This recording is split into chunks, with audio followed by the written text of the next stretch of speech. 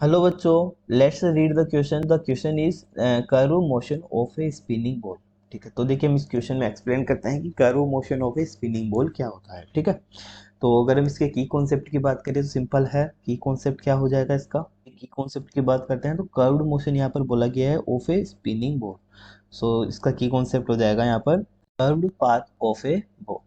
Curved path of spinning ball. तो देखिए हम इसको एक डायग्राम की हेल्प से समझते हैं। सपोज करो एक हमारे पास बॉल है। ठीक है, सपोज ये हमारे पास एक बॉल है। ठीक है, जो कि हमारी क्लॉकवाइज डायरेक्शन में रोटेट कर रही है। ठीक है, ये क्लॉकवाइज डायरेक्शन में रोटेट कर रही है, इस तरीके से इसका रोटेशन है। ठीक है, अब देखिए यहाँ से मान लो एयर फ्लो हो रहा है। ठीक है, एयर फ्लो होगा तो ये हमारी एयर है यहाँ से। ठीक है, अब जब एयर यहाँ से आएगी, ठीक है, मान लो एयर यहाँ से आएगी तो जैसे ही इस बॉल के पास आएगी तो एयर फ्लो कुछ इस तरीके से हो जाएगा।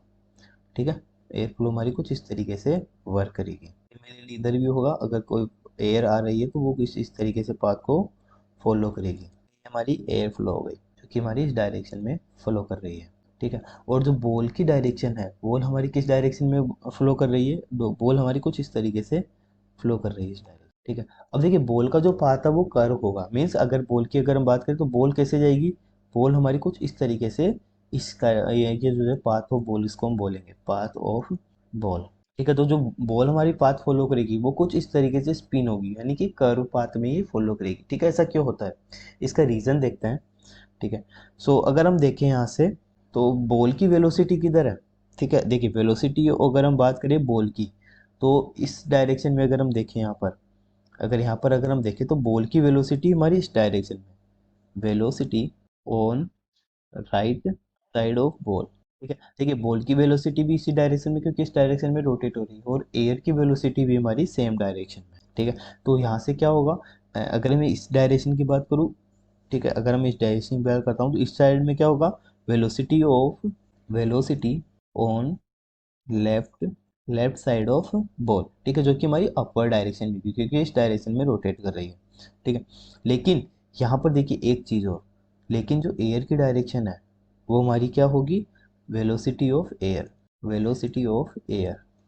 ठीक है, लेकिन अगर मैं इस यहाँ पर बात करूँ तो वेलोसिटी ऑफ एयर हमारी भी same direction, sorry, velocity of air हमारी डाउनवर्ड होगी। ठीक है, तो ये दोनों सेम डायरेक्शन में हो गए, बट मैं इधर की बात करता हूँ तो ये क्या है? अपोजिट डायरेक्शन में है। तो अब जब अपोजिट डायरेक्शन में है तो यहाँ पर क्या होगा? High pressure, high pressure. लेकिन अगर मैं यहाँ की बात करूँ तो यहाँ पर लो प्रेशर, क्योंकि सेम डायरेक्शन है।